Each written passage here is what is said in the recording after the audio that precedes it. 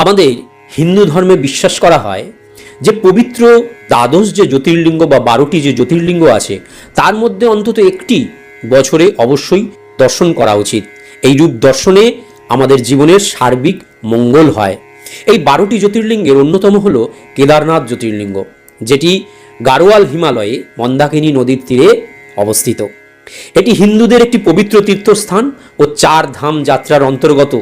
যারা যারা এই কেদারনাথ যাত্রা বা কেদারনাথ দর্শন করতে না পারবেন, তারা যদি এই কেদারনাথ প্রণাম মন্ত্রটি নিত্য গৃহে বসে জপ করেন এবং তার সাথে সাথে মানস দর্শন অর্থাৎ মনে মনে কেদারনাথকে স্মরণ করেন, তাহলেও আপনাদের কেদারনাথ যাত্রা বা কেদারনাথ দর্শনের সমান ফললাভ হতে পারে।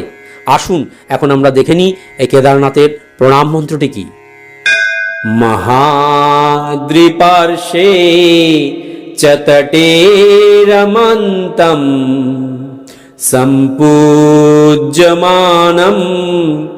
সততম মুনীন্দ্রে সম্পূজ্যমানম সততম মুনীন্দ্রে সুরাসুরের্যা শমহম রাগাধে কেদারमीशं শিবমেকमीडे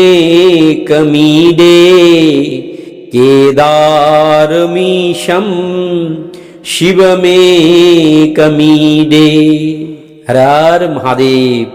ওম নমঃ শিবায়।